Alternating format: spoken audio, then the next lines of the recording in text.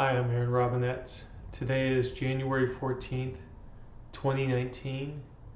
This would have been my mom's 74th birthday. A little irony, I'm 47. And she just passed away 2 days ago on Saturday. And our family we do traditions, but we do them very untraditionally. So it looks like we're probably not going to have a gathering. So this is kind of my tribute. And if you're seeing this means I posted this video and I'm sharing it, and this is part of my healing process and something I want to share with people about my mom and kind of the way I saw her. So as I think about my mom and I think about what she wanted for me, what she wanted for my brother, and for that matter for my dad as well, is she didn't want us to live our lives the way she did. She wanted us to live our lives, and this is my takeaway, to live my life the best I can, the best way I know, and to be happy and be happy as possible.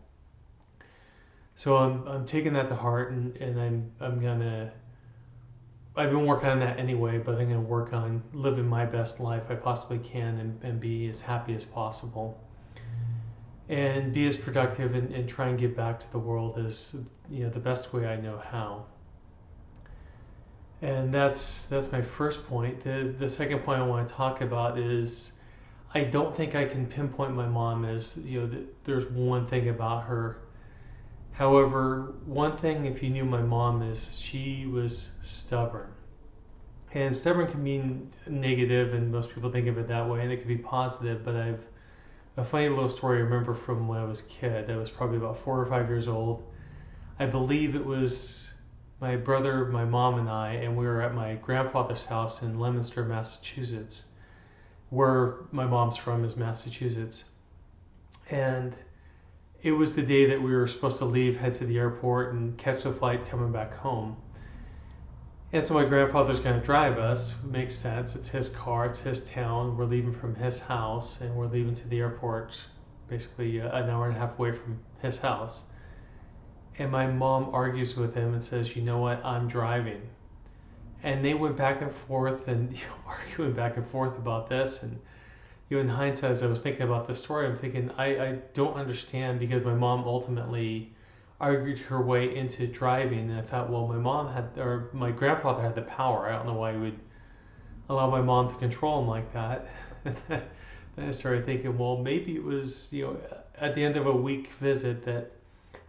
visit that my grandfather said, you know what, if I don't get her to the airport in time and let her drive, I'm gonna have to spend another day with her. Maybe I've had enough of her. So it's kind of think about it in those terms, but the stubbornness that she had, I mean, there's the drawbacks in that, and my mom was no angel, but she was a very human person, and the human experience. But the positive about that is there were times when the four of us, my father, my mom, my brother, and I, seemed like we were going to implode and explode and go our separate ways because we were all stubborn. My parents passed that on to us, and my dad was stubborn in his own way. And my mom's stubbornness always brought us back together and worked.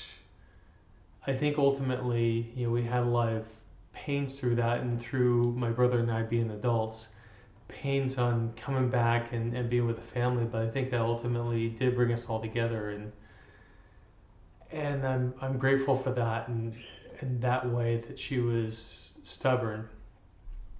And the other thing, probably my biggest lesson, actually before I go into that, I want to talk about my parents, and when you think about the Hollywood love story, this would not be the one you would see on the big screen, but my parents truly loved each other. They fought, and they had their problems and all that, but especially in the last few years, I could see that, and I could see it the way my dad really loved my mom, and that those lessons have really helped me as far as becoming a man, and how I am with my wife, and how I love, and so that's something I really take away from when I talk about my mom. My dad has to be part of that story, and just seeing the way that they, even through the interaction and some of the fights, I could still see the love, because otherwise, if they fought like that and didn't love each other, it wouldn't last.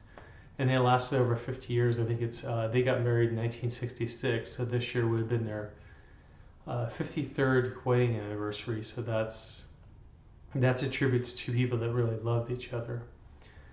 And the final message I took, me being in health and seeing my mom's health decline, me being in the fitness industry over 20 years, there were several times where I tried to get my mom to do this and do that. And I know from an intellectual standpoint, if she would have done some things differently, she'd still be here and she'd still be here healthy.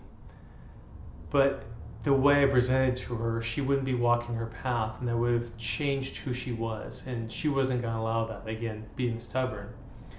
But at the same time, she had to walk her own path. And my takeaway from that is having the knowledge I've accumulated, especially over the last couple of years, and seeing the way I can present to a person that they can still walk their own path, yet become healthy when their habits aren't healthy. We can get someone to be healthy. Had I been able to present that, I don't know if I would have been able to change my mom if she still would have been stubborn, and we still would have lost her when we did. But that's my final lesson I take away from her. So I was able to tell her I love her and spend some time with her at the end, and actually it was Christmas Day that I was able to have one of those great conversations that you remember. So I'm very appreciative of that, and who my mom was and who my parents are. And so this is just my video to say I love you, Mom, and I'm gonna miss you, and that's it.